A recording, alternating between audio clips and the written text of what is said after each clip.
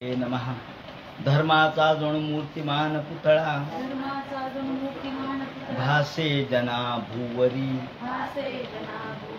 दीक्षा देऊनी जो जगतिया बद्धास हो उद्धरी वाणीने वदता भागवती कथा व्यासाप्रती भासला तो हा गुरुश्री जनार्दन असा पाटांगणी शोभला. सद्गुरुनाथ महाराज की जय. हरे महाराज उवाच भगवन् श्रोतुम् इच्छामि राजधीमतः न प्राभूत निर्मुक्तो ब्रह्मदंडो दुरत्ययः. भगवान वेदव्यास वर्णन करून सांगू लागले. शुकाचार्य राजा परीक्षितीला सांगतात आणि सूत शौनकादिकांचा संवाद चाललेला आहे. याप्रमाणे परीक्षितांनी प्रश्न उपस्थित केला. महाराज, आम्हाला परमज्ञानी असणाऱ्या परम भागवत भगवत भक्त अंबरीशाची कथा आम्हाला सांगा. असं म्हटल्यानंतर राजाने सांगायला सुरुवात केली. हे राजाला शुकाचार्य म्हणतात, अंबरीशो महाभाग सप्तद्वीपवती महिम. अंबरीश नावाचा जो राजा होता तो या कुळामध्ये जो जन्माला आला तो नाभागाचा पुत्र, नभागाचा मुलगा नाभाग आणि नाभागाचा पुत्र अंबरीश. तो सप्तद्वीपवती महिम, तो या पृथ्वीचा राजा म्हणून अत्यंत चांगल्या पद्धतीने धार्मिक असं काम करत असताना त्याची भक्ती भगवंताच्या ठिकाणी अत्यंत दृढ होती आणि साधन द्वादशी तो करीत होता. युक्त वैराग्य त्याला प्राप्त झालेलं होतं. हे युक्त वैराग्य या ठिकाणी त्यांनी वर्णन केलेलं आहे की या अंबरीशाला श्रेष्ठ दर्जाची भगवंताची भक्ती अशी प्राप्त झालेली होती की भगवंतांनी त्याला स्वतः जवळचं चक्र देखील दिलेलं होतं. त्याचं कारण काय तर यांनी साधन द्वादशीचं व्रत सुरू केलेलं होतं आणि गोदेच्या या ठिकाणी अश्वमेधा यज्ञाची सरस्वतीच्या तटाकी त्यांनी अश्वमेध यज्ञ केले आणि 60 कोटी गायी दान केलेल्या आहेत. यमुनेमध्ये स्नान करायचं, भगवंताची पूजा अर्चा करायची, असा त्यांचा नियम चाललेला होता. एके दिवशी दुर्वास ऋषी आपल्या हजारो शिष्यासह त्या ठिकाणी आले. आल्याबरोबर याचं साधन द्वादशीचं व्रत होतं. कार्तिक शुद्ध दशमी ते द्वादशी असं 3 दिवसाचं हे व्रत. म्हणजे कार्तिक महिन्यामधलं हे द्वादशीचं व्रत. कार्तिक महिना म्हणून महत्वाचं आहे. कार्तिक शुद्ध दशमी ते कार्तिक शुद्ध द्वादशी, दशमी, एकादशी आणि द्वादशी याप्रमाणे 3 दिवस हे व्रत करायचं.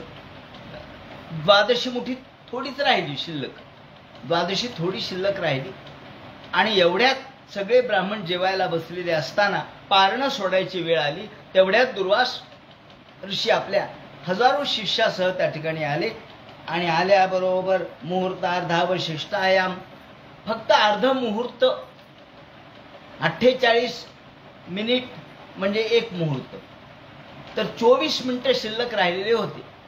एवढ्या कमी कालावधीमध्ये आता हे म्हणाले, मी येतो जेवायला पण स्नान करून येतो, तोपर्यंत थांब. आता स्नान करून येईपर्यंत या दुर्वास महर्षींना एवढा वेळ लागला आणि द्वादशी तर संपत आली. सगळे ब्राह्मण ताटकळत बसले. याचं व्रत होतं. आता द्वादशी नंतर त्रयोदशी लागेल, मग त्रयोदशीला पारणा कशी करणार.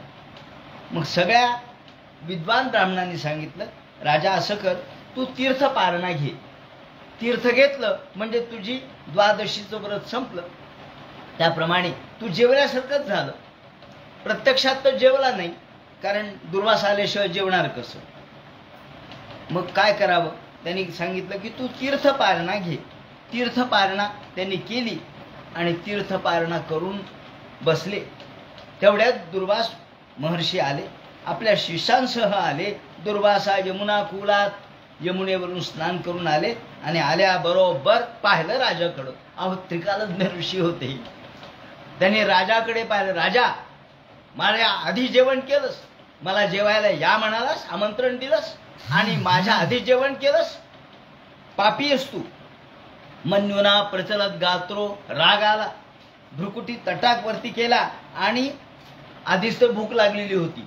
त्याच्यात राजाने तीर्थपारणा केल्यामुळे याला राग आला आणि मग मात्र अहो अस्य नृशंसस्य, काय म्हणे तू स्वतः भक्ती करतो देवाची, धर्माचा व्यतिक्रम करतोस, धर्माचं उल्लंघन करतोस आणि एकीकडं विष्णूची भक्ती म्हणून मिरवतोस. धर्म व्यतिक्रम विष्णूवर भक्त सेवानी ना, तुझ्यासारखा अभक्त आता मी पहा काय करतो. म्हणून त्याने आपल्या जटा उत्कटल्या आणि एक कृत्या काढली. त्या कृत्येला सांगितलं, जा त्याला जाळून भस्मसात कर. एवं ब्रुवाण उत्कृत जटाम ऋषी विधिपिता तस्या संद्रिमेतस्यं कृत्याम काला नलोपमम. काला नलोपमम, कालाप्रमाणे यमराज यांचं दंड जसा असावा तशी ही कृत्या जळत जळत जळत समोर आली. आल्याबरोबर राजाने विचार केला, आता काय करावं. सगळं जळू लागलं. ददाह कृत्याम ताम चक्रम, सगळं जळू लागलं. राजाने विचार केला, आता आत्मसंरक्षणासाठी भगवंतांनी दिलेलं चक्र वापरलं पाहिजे. आपण सुद्धा आत्मसंरक्षणासाठी बंदूक वापरतो ना, कलेक्टरची परवानगी असते, बंदूक वापरायला परवानगी. तुमच्यावर संकट आलं तर तुम्ही ती बंदुकीचा वापर करा. उगीच लोकांना मारायचं नाही, पण गरज पडली तर मारायचं. आता मग काय करावं. त्यांनी चक्र सोडलं आणि नाईलाज झाला. भगवंतांनी दिलेलं चक्र सोडलं. सांगितलं, या कृत्येला नष्ट कर आणि दुर्वासाच्या मागं लाग, एवढं सांगितलं. ते चक्र जे निघालं ते तिने तर त्या कृत्येचा नाश केला आणि त्याही पेक्षा हजारो सूर्य एकदम उगवावेत एवढी त्याचा प्रकाश पडला. दुर्वासाच्या मागं लागलं. दुर्वासा दुर्वे भीतो दिक्षुपाण प्रयुक्तया. आणि दुर्वास महर्षी प्राण वाचून निघाले पळत. पुढे पाहतात, मागं पाहतात, पुढे पाहतात, मागं पाहतात. चक्र आहेच. अरे चक्र काही जाईना म्हणले माझ्या मागचं, काय करावं. एकदा मागं लागलं शुक्ल काष्ट म्हणजे काही निघत नसतं. दैव असं आहे, दुर्दैवाचं चक्र मागं लागलं म्हणजे ते काही लवकर सुटत नाही. जे पळू लागले, धाव धाव धाव, भूक तर लागलेलीच होती पण खायला तर मिळालंच नाही. पण पळण्याची या ठिकाणी धाप लागून लागून लागून त्यांना दम लागायला लागला. तमन्वधावत भगवत रथांगम. माग चक्र आहे, पुढे ते पळतायत. दावाग्नीसारखं हे चक्र आग ओकतंय, त्याची उष्णता लागायला लागली. काय करावं काय करावं. चला चला, जिथं जिथं पळत जावं तिथं चक्र आहेत. म्हणजे आपण महादेवाकडे जाऊ. महादेवाकडे गेल्याबरोबर हात जोडले, महादेवा एवढं हे चक्र बाजूला करा ना. महादेव म्हणले, चक्र? अहो विष्णूचं चक्र आहे ते, त्या चक्रामध्ये मी सुद्धा अडकलोय म्हणले. तुम्ही काय विष्णूचं चक्र मला बाजूला करायला लावायला लागलात. आपली ताकद नाही. मी बाकी सगळी तुम्हाला मदत करील परंतु चक्र नाही बाबा. असं म्हणल्याबरोबर म्हणले, मग काय करू. ब्रह्मदेवाकडे जा. ब्रह्मदेवाकडे आले. ब्रह्मोवाच स्थानम मध्यम सह विश्वमे येतात. ब्रह्मदेवा वाचवा, एवढं चक्र बाजूला करा. ते म्हणले, अरे यतो यतो धावती तत्र तत्र. अरे हे सुदर्शन चक्र आहे.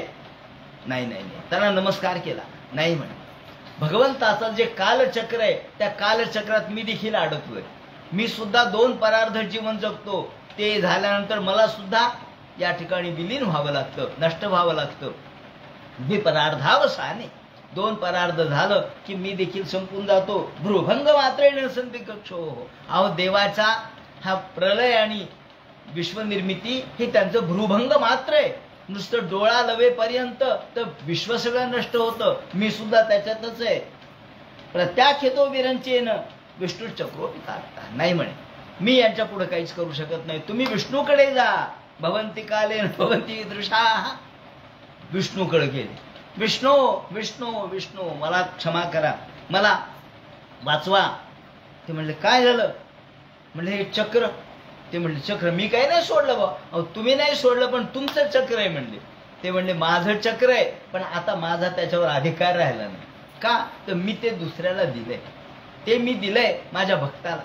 त्यांनी ते सोडलंय. ज्यांनी सोडलंय त्याचाच अधिकार आहे परत घ्यायचा. नाही म्हणलं महाराज एवढं चक्र परत घ्या. ते म्हणले नाही. अहम सनत कुमारष्ट नारदो भगवान जहा. ते म्हणाले अरे हे दुर्वासा मोठमोठे ऋषी मुनी हे भगवंताची माया जाणत नाहीत. वैकुंठाख्यम जदध्यास्ते श्रीनिवास श्रेयासह. मी जरी या ठिकाणी लक्ष्मी सहवर्तमान राहत असलो आणि मी जरी चक्र माझं असलं, हे चक्र सुद्धा भगवंताला कधी मिळालंय म्हणे. एका ठिकाणी कथा आहे. एका पुराणामध्ये कथा अशी आहे की भगवान श्रीकृष्ण शिवाला महादेवाला दररोज 1000 कमल अर्पण करत होते. दररोज 1000 कमल अर्पण करायचे. एकदा 999 कमल मिळाले. एक कमल मिळालंच नाही. 999 कमल मिळाले, 1000 मिळालंच नाही. कृष्णाने आपली तलवार काढली आणि डोळा कापला आणि ताबडतोब महादेवाला अर्पण केलं. म्हणले हे नेत्रकमल. हे पाहिल्याबरोबर महादेव प्रसन्न झाले. म्हणले अरे तुम्ही तुमचं नेत्रकमल मला अर्पण करण्याची इच्छा व्यक्त केली आणि नेत्रकमल अर्पण केलं. मी तुमच्यावर प्रसन्न आहे. माझ्या जवळचं चक्र मी तुला देतो. हे मूळ महादेवाचं चक्र आहे म्हणे. महादेवानी ते चक्र विष्णूला दिले.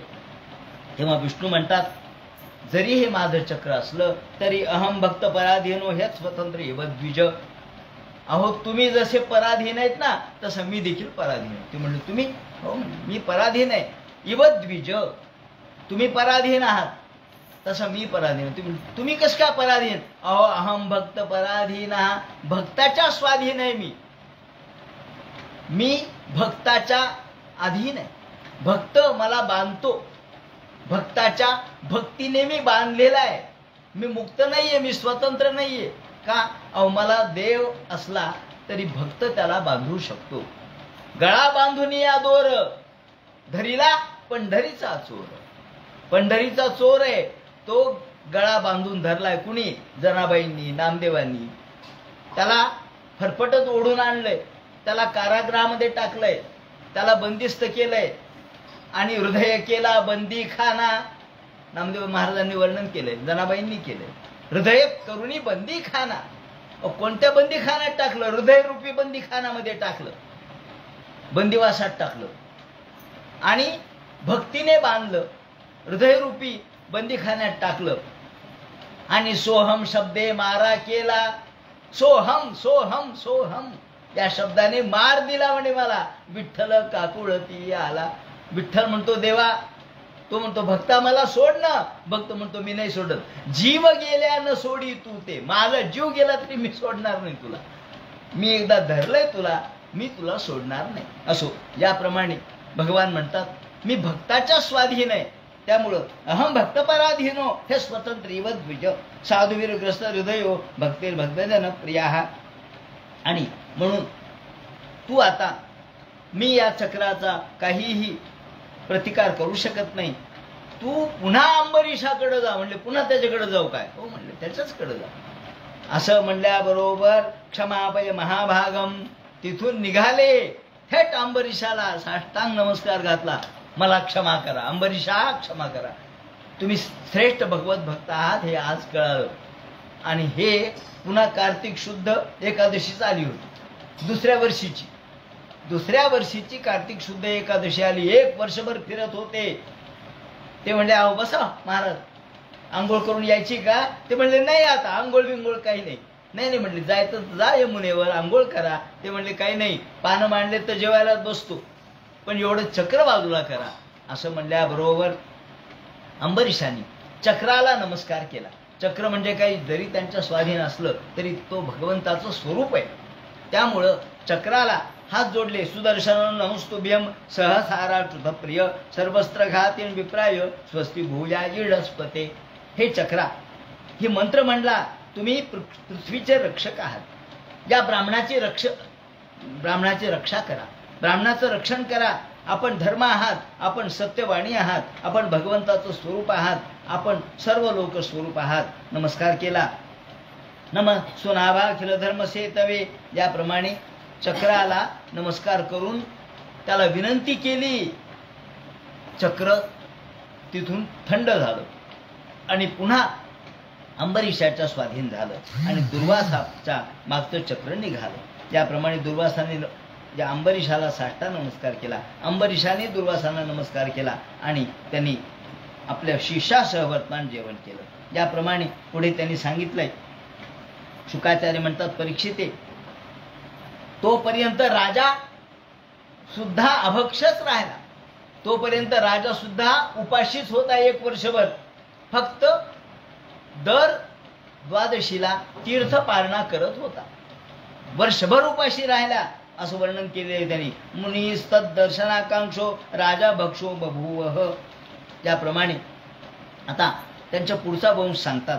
ते म्हणतात की या अंबरीषाचं चरित्र सांगितल्यानंतर चक्राचा उपशम केला आणि अंबरीषाने चक्रापासून त्यांची मुक्तता केली. त्या अंबरीषाला विरूप नावाचा मुलगा झाला. त्यानंतर विरूपाला केतुमान झाला, त्याचा शंभू, त्याचा विरूप, त्याचा पृषद्वश्व, त्याचा रथितर. हा रथितर निपुत्रिक राहिला आणि अंगिरसाने रथितराच्या पत्नीच्या ठिकाणी नियोग पद्धतीने संतान उत्पन्न केलं.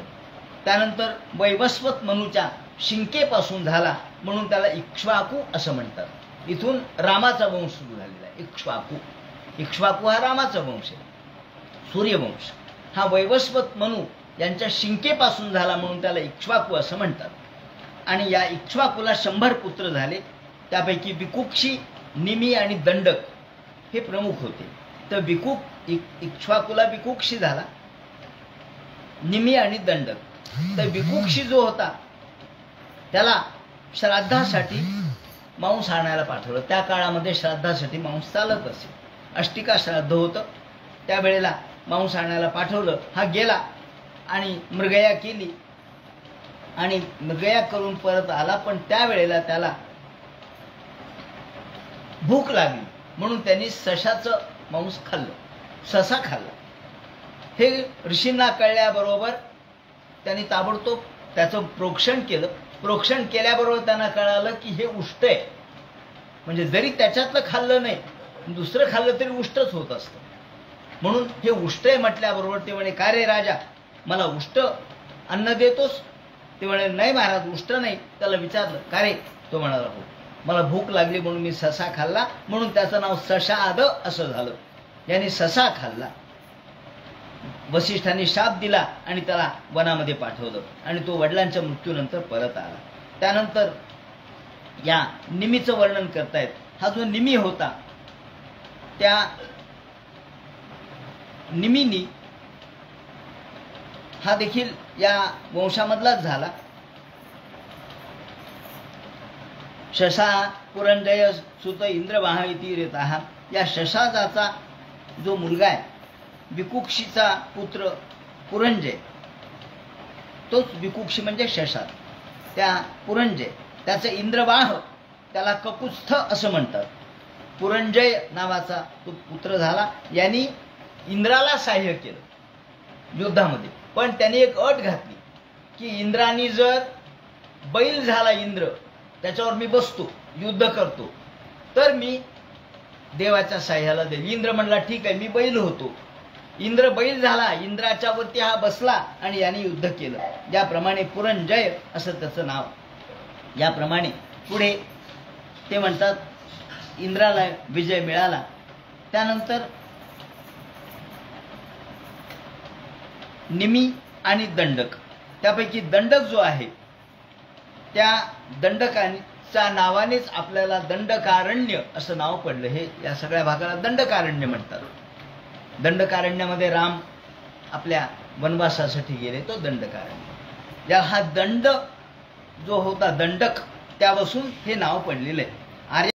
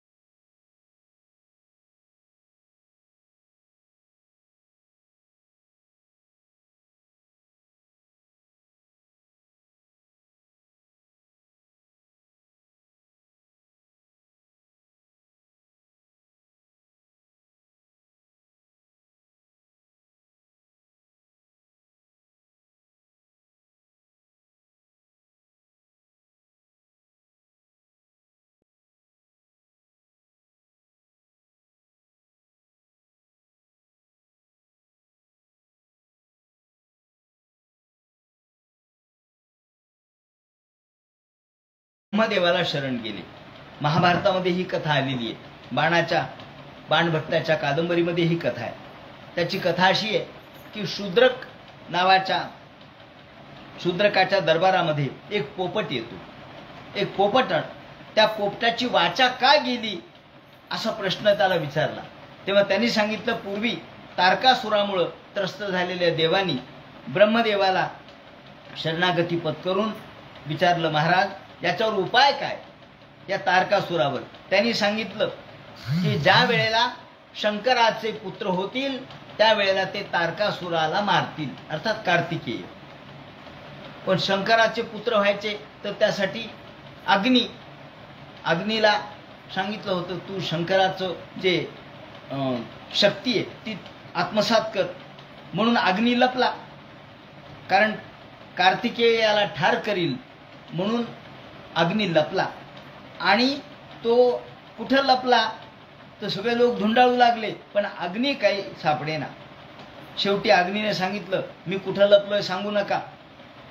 तो अग्नी शमीच्या वृक्षामध्ये लपला होता, म्हणून आपण शमीच्या वृक्षाला अग्निरूप मानतो. सगळे लोक शमीच्या वृक्षात लपला. एक हत्ती चाललेला होता तिथं. देवाने विचारलं, ये हत्ती, हा अग्नी कुठे लपलाय सांगू शकतो का. तो म्हणला, हो, शमीच्या झाडात लपलाय. असं म्हणल्याबरोबर देवा या अग्नीने शाप दिला, ज्या अर्थी तू माझं सांगितलं मी कुठं लपलोय त्या अर्थी तू वाघविहीना भव. या ठिकाणी तुझी जीभ उलटी होईल. हत्तीची जीभ उलटी आहे म्हणे, त्याची जीभ उलटी होईल म्हणून सांगितलं. नंतर तिथून जे हा अग्नी निघाला तो पिंपळाच्या वृक्षात लपला. तिथे देव पोहोचले.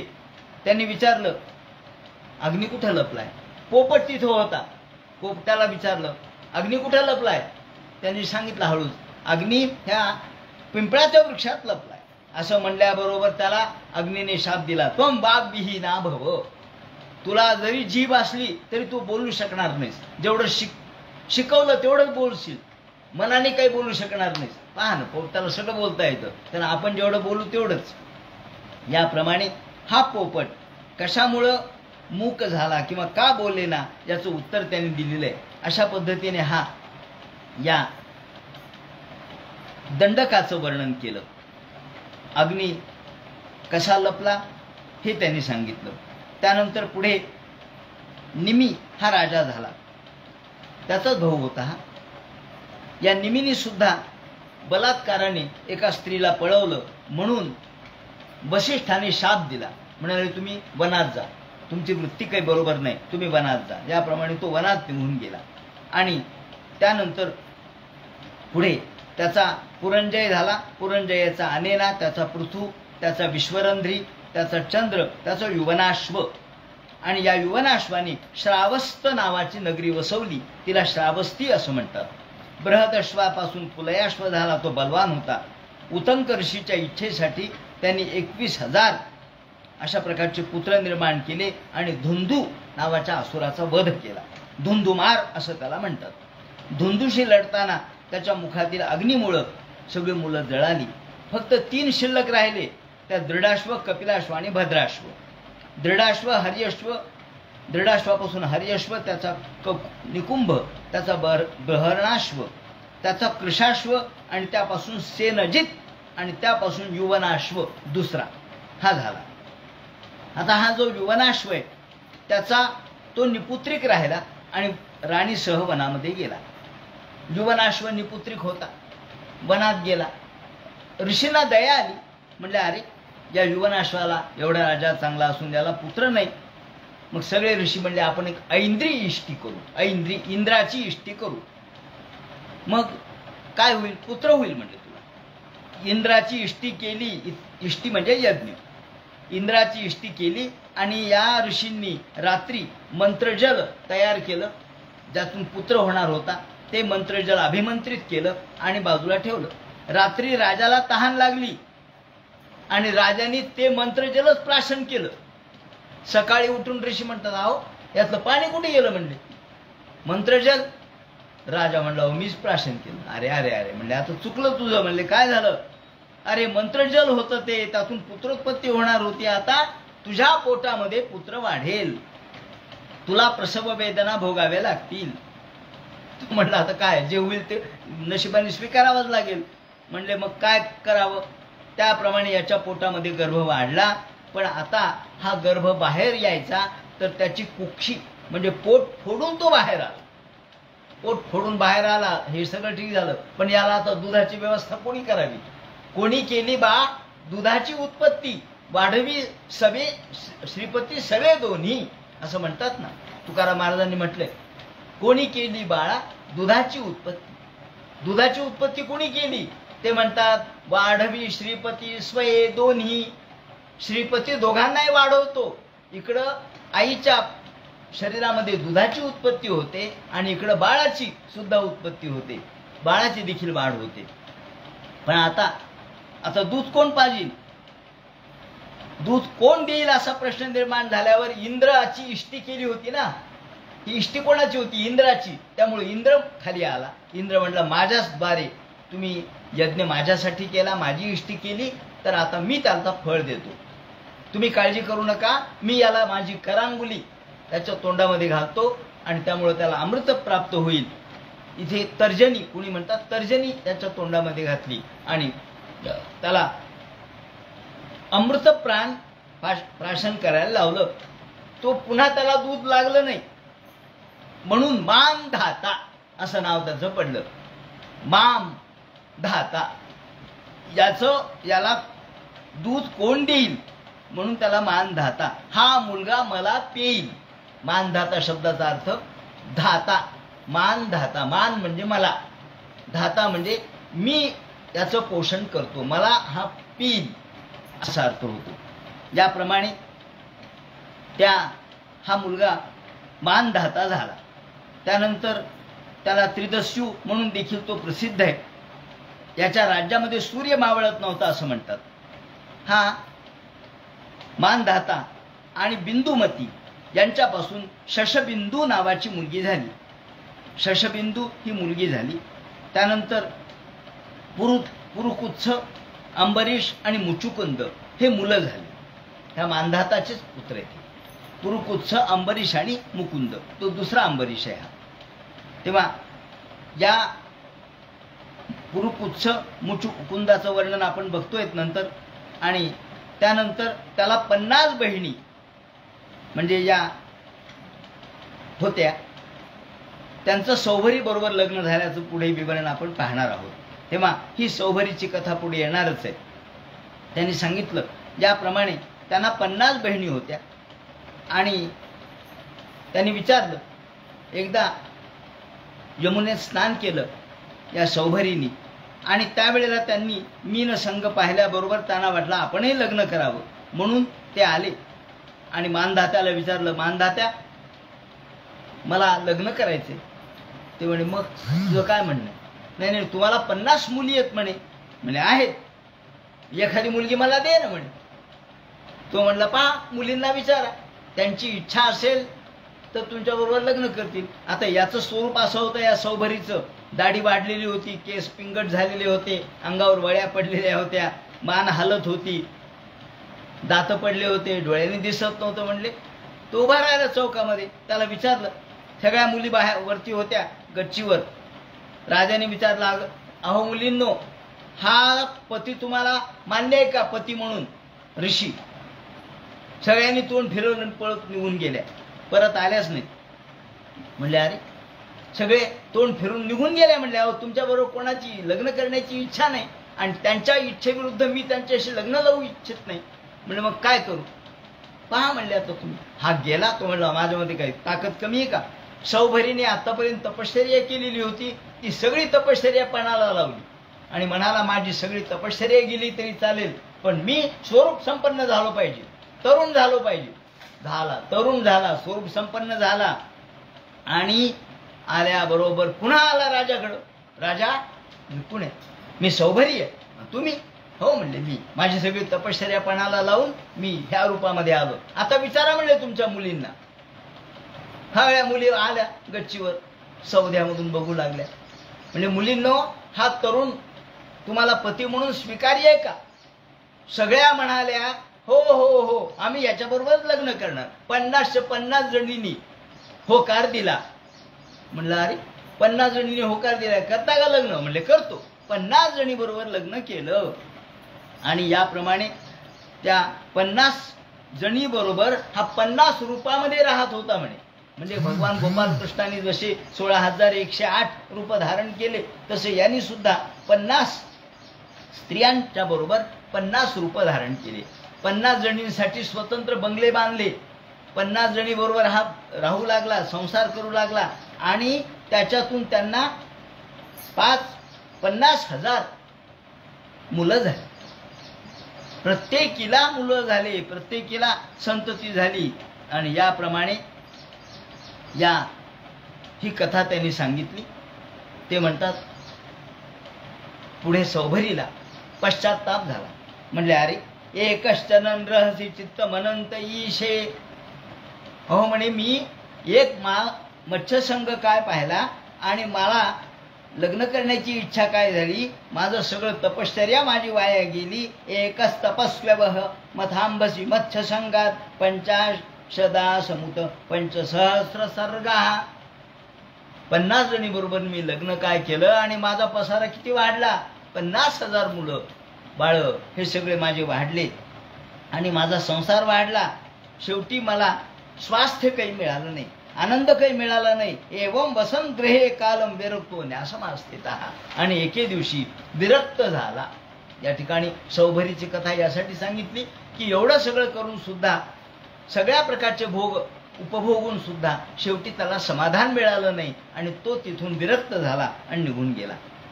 याप्रमाणे मानधाताची कथा सांगितली.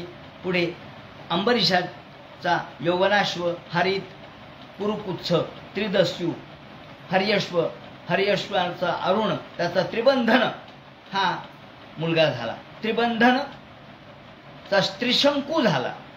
हा सत्यव्रत त्याला म्हणतात. हा जो त्रिशंकू आहे, त्रिशंकू आज आपण शब्द वापरतो, त्याची अवस्था त्रिशंकू झाली.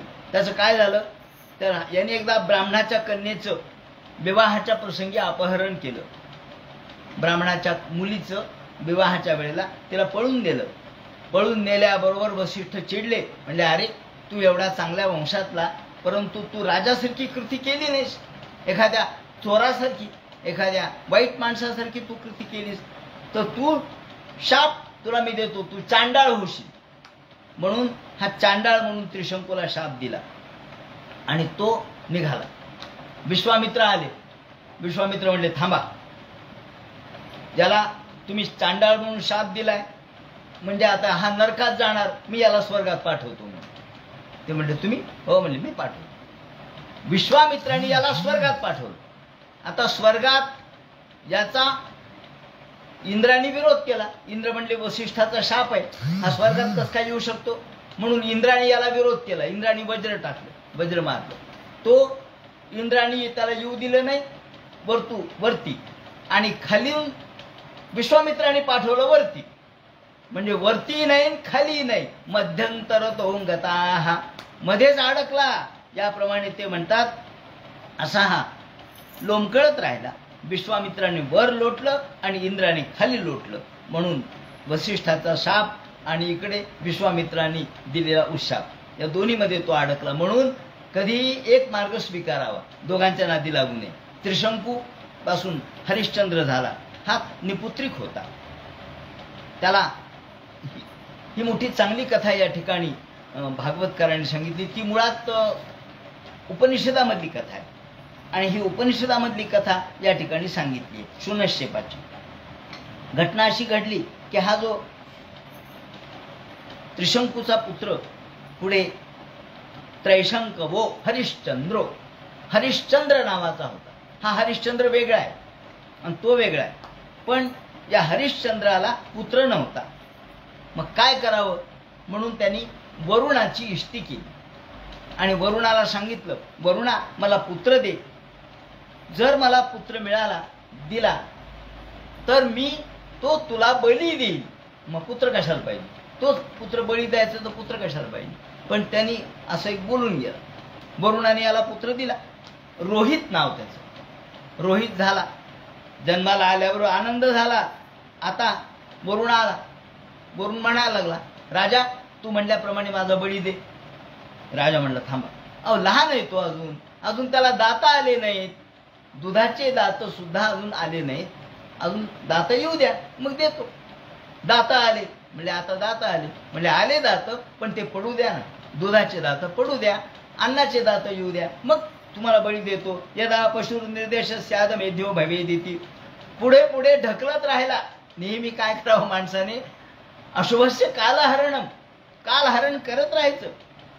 दंता पशोर, पुन्हा दुसरे दात आले म्हणले आता राजा ह्याला दुसरे दात आले. तो म्हणला हो, पण याची जरा मुंज होऊ द्या, त्याला मोठा होऊ द्या, त्याला कळू द्या ना तुम्ही कोण मी कोण, आपल्याला काय करायचंय. अज्ञानी असा बळी देऊ नये, ज्ञानवंत बळी द्यावा, त्याला कळावं की मी बळी चाललो आहे. तुम्ही अज्ञानाला मारताल काय उपयोग आहे. मग ते म्हणतात बघ यदा पशो पुनर्दंता, मग तो म्हणलं याचं मुंज होऊ द्या. आणि या वेळेला राजाने एक गंमत केली. राजाने रोहिताला सांगितलं तुझा वनामध्ये निघून जा, मी सांगतो आल्यावर. तो निघून पळून गेलाय आणि माझ्या हातात नाही. याप्रमाणे हा गेला वनामध्ये, वनात फिरत राहिला, तिथं काही म्हणे वरून येणार नाही. असं करत करत षष्ठम संवत्सरम तत्र, पुन्हा पुन्हा वरून येत होता आणि पुन्हा पुन्हा हा त्याला पुढची तारीख देत होता. तारीख पे तारीख देतच होता, कोर्टात जशी असते त्याप्रमाणे. मग 2, 3, 4, 5, 6 वर्ष झाले. शेवटी हा जो रोहित आहे तो ब्राह्मणाचा वेश घेऊन इकडे तिकडे फिरत होता. प्रत्येक वेळेला इंद्र यायचा, वरून यायचा, पण त्याला तिथे इंद्र सुद्धा त्याला रोखवायचा. तू जाऊ नको आता, तो वरून तुला घेऊन जाईल. इंद्र यायचा गुप्त रूपाने आणि त्याला सांगायचं तू जाऊ नको राज्यामध्ये, थांब इथंच. याप्रमाणे मग आता काय करावं यांनी तर रोहिताने विचार केला. आता आपण एक काम करू. एक ब्राह्मण, अजित गर्त नाव होतं त्याचं, अजित गर्त. त्या ब्राह्मणाला 3 मुलं होती. त्यापैकी मधला मुलगा, म्हणजे मधल्या मुलाला दत्तक दिलं जातं ना, मोठ्या मुलाला कर्मांतराचा अधिकार आहे म्हणून मोठ्या मुलाला दत्तक देता येत नाही.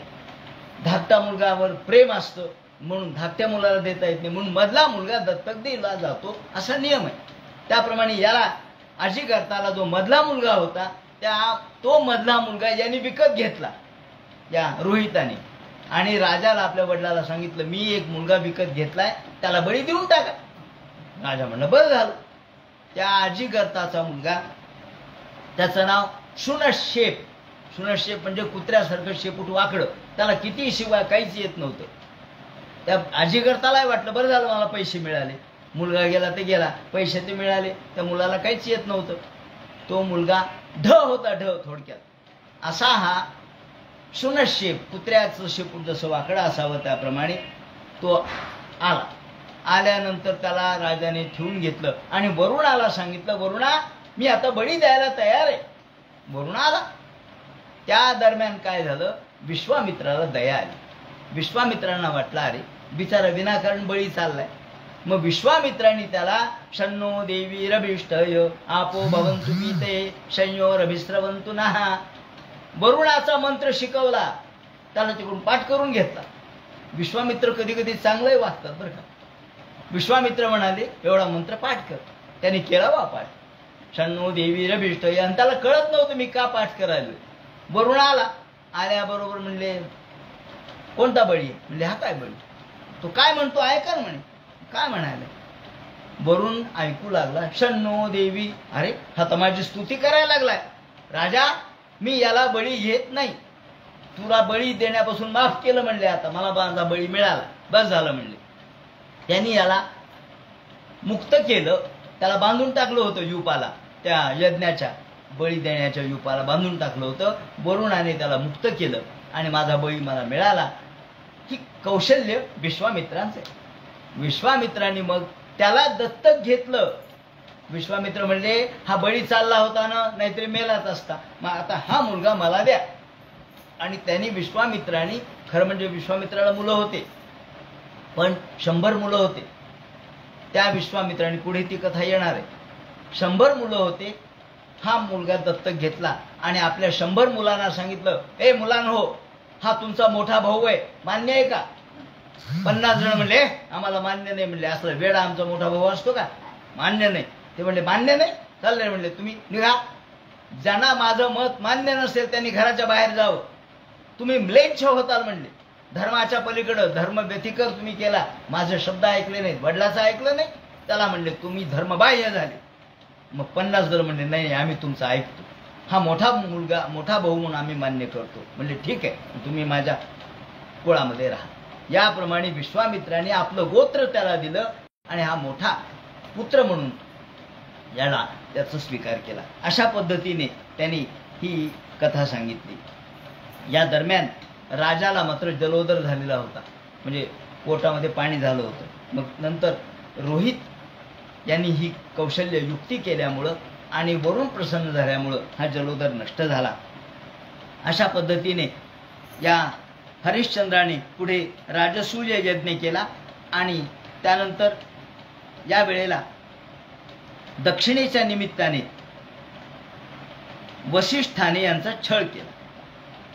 दक्षिणेच्या निमित्ताने विश्वामित्राने यांचा छळ केला राजाचा, ह्या हरिश्चंद्राचा. वसिष्ठाला त्याचा राग आला आणि वसिष्ठ आणि विश्वामित्र या दोघांचं त्यातून भांडण झालं. या वेदामध्ये सुद्धा अशी एक ऋचा आहे, हरिश्चंद्रो हवै धसा, हे तर या ब्राह्मणामध्ये असे वर्णन केलेले आहे. हरिश्चंद्रो हवै धसा. हरिश्चंद्र यांनी यज्ञ केला, पण विश्वामित्रांनी छळ केल्यामुळं शेवटी वसिष्ठांनी विश्वामित्राचा विरोध केला आणि विश्वामित्राने शाप दिला वसिष्ठाला की तू कर्कोचा होशील, आणि यांनी शाप दिला तू बगळा होशील. एक जण बगळा झाला, एक जण कर्कोचा झाला, दोघे भांडत राहिले विश्वामित्र आणि वसिष्ठ. याप्रमाणे पुढे रोहित अरण्यात गेला होता, त्याने अजिगर्तापासून हा मुलगा घेतला आणि याप्रमाणे या राजाचं कल्याण झालं. विश्वामित्रानं त्याला मंत्र शिकवल्यामुळं त्याला त्यांनी सोडलं. मधुत छंदाने मात्र त्याचा भाऊ म्हणून स्वीकार केला आणि याला गाधी कुळ, गाधी म्हणजे विश्वामित्र, गाधी कुळातले विश्वामित्र म्हणून आपण त्याला कौशिक गोत्र म्हणतो. हे कौशिक गोत्र त्यांनी स्वीकारलं. याप्रमाणे आता त्याचा सगर हा मुलगा, तर सगराचं आख्यान त्यांनी सांगायला सुरुवात केली. हा हरितो रोहित सुत, रोहिताचा पुत्र हरित, हरिताचा चंप, त्यांनी चंपापुरी वसवली. त्यांचा भरूक, त्याचा वृक हा झाला, त्याचा बाहुक झाला. त्यापासून पुढे तो वृद्ध झाला, वनामध्ये गेला आणि नंतर बाहुकाचा मृत्यू झाला. त्याची पत्नी ही सती जाणार होती, पण तेवढ्यात और्व नावाचे महर्षी आले आणि और्वाने सांगितलं, अरे अगं तू सती जाऊ नकोस, बाहुकाचा मृत्यू झाल्यावर ती सती जाणार होती, पण तुझ्या पोटामध्ये गर्भ आहे, तू सती जाऊ नकोस, म्हणून थांबवलं. पण या वेळेला तिची ज्या सवती होत्या त्या सवतींनी काय केलं, तिला विष दिलं. आता हा गर्भ मरून जाईल, म्हणजे मग तिलाही पुत्र नाही मलाही पुत्र नाही. त्याप्रमाणे तिला पुत्र होणार याचा राग येऊन किंवा याचा द्वेष वाटून या सवतींनी तिला विष दिलं. पण विष दिलं तरी हा मेला नाही, विषासह जन्माला आला, म्हणून त्याचं नाव सगर. गर म्हणजे विष, स म्हणजे सह, गरासह जन्माला आला म्हणून त्याला सगर असं म्हणतात. याप्रमाणे हा सगर मोठा शक्तिवान होता, सामर्थ्य संपन्न होता, चक्रवर्ती होता. यांनी गंगासागरामध्ये स्नान केलं आणि या वेळेला पृथ्वी, संपूर्ण पृथ्वीला या वेळेला संपूर्ण राज्य त्यांनी पृथ्वीभर केलेले. या वेळेला सगर यांनी शक, हयहय, बर्बर यांच्याबरोबर युद्ध करून धर्माचा जे व्यतिकर करतात किंवा धर्मबाह्य वर्तन करतात त्यांना ठार मारलं. याप्रमाणे हयहय, त्याप्रमाणे बर्बर, अशा मुंडान त्यांनी काय वर्णन केलंय की या सगरांनी मुंडान, श्मश्रुधरान, कांचन मुक्त केशार्ध मुंडितान, अनेक लोकांना मारलं, कोणाचे पासपाट काढले, त्याप्रमाणे कोणाला नष्ट केलं आणि अश्वमेध यज्ञ केले. हे अश्वमेध यज्ञ त्यांनी, आता हा अश्वमेध यज्ञ करायचा तर त्याला घोडा पाठवावा लागतो. मग यांनी घोडा पाठवला. अश्वमेध यज्ञामध्ये हा घोडा पहिल्यांदा इंद्राने हरण केला, कारण 99 अश्वमेध यज्ञ झाले, आता 100वा झाला तर हा राजाच होईल, इंद्रच होईल. म्हणून इंद्राने घोडा पळवला नेहमीप्रमाणे. हा इंद्राने घोडा हरण केला, पण याने मुलांना पाठवलं, जा रे आपला घोडा बघा. याला 2 पत्नी होत्या या सगराला. एक होती केशिनी नावाची आणि दुसरी होती सुमती नावाची. या 2 पत्नी त्याला होत्या. या सगराने जेव्हा तपश्चर्या केली या पत्नींच्या सोबत, त्यावेळेला त्याला भृगु ऋषींनी वरदान दिलं. भृगु ऋषी प्रसन्न झाले आणि त्यांनी वरदान दिलं, राजा तुला पुत्र पाहिजे, म्हणजे तुला कसे पुत्र पाहिजे, म्हणजे तुला 2 पत्नी आहेत, तेव्हा दोघींनाही पुत्र होतील, कारण दोघींनी तपश्चर्या केली आहे. पण एकीला एकच पुत्र होईल आणि दुसरीला 60,000 पुत्र होतील. केशिनी ही जी आहे ती विदर्भातली कन्या आहे, तिला वंश वाढवणारा एक पुत्र होईल. आणि सुमती जी आहे ती अरिष्टनेमी कश्यपाची पुत्री आहे, ती गरुडाची बहीण होती, तिला 60,000 पुत्र होतील म्हणून सांगितलं. ज्याप्रमाणे हे 60,000 पुत्र झाले आणि हे 60,000 पुत्र घोडा कुठे म्हणून शोधण्यासाठी गेले. 60,000 भाऊ सगळे हे घोडा शोधण्यासाठी गेले. यांनी सगळी पृथ्वी खणली, पण घोडा काही सापडला नाही. शेवटी तो घोडा दिसला कपिल महामुनींच्या आश्रमामध्ये. यांना वाटलं कपिल महामुनींनीच घोडा चोरला, म्हणून यांनी कपिल केला, मारा रे मान, या ऋषीला मारा. कपिल महामुनीने पाहिला, हे शस्त्र घेऊन कोण यायला.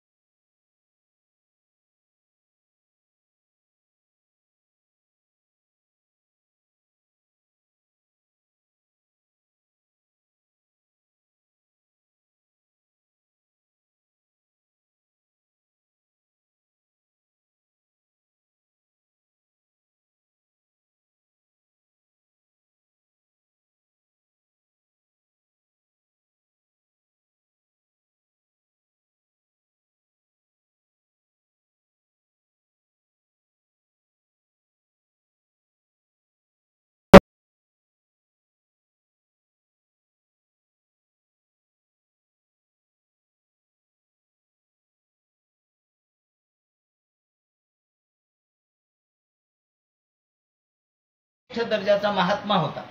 हा महात्म्याचा आत्मा होता. हा तो जरी यांनी मुलांना मारलं तरी हा जिवंत करू शकत होता. तो पुन्हा गावाबाहेर जाऊन यांना जिवंत करायचा म्हणे, पण वेड्यासारखा वागायचा. लोकांना वाटायचं असमंजस, जसा जड भरत आहे तसाच आहे हा, असं वाटायचं.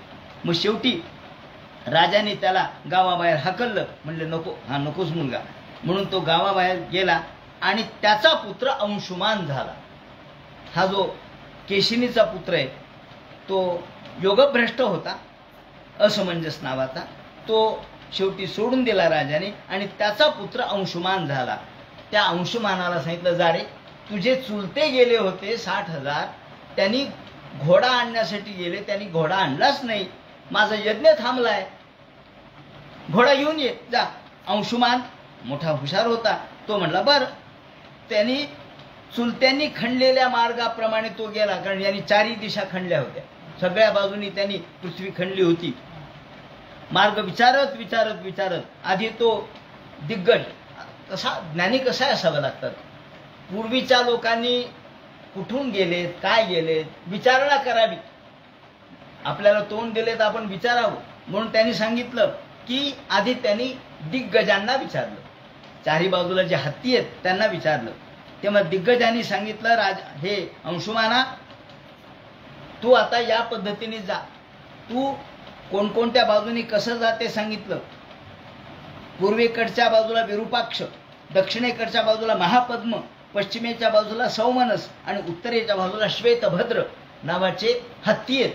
त्या हत्तींशी चौकशी केल्यानंतर हत्तींनी सांगितलं, कपिल महामुनीच्या आश्रमाच्या तिथं तुझे सगळे चुलते मरून पडलेले आहेत, तिथं जा.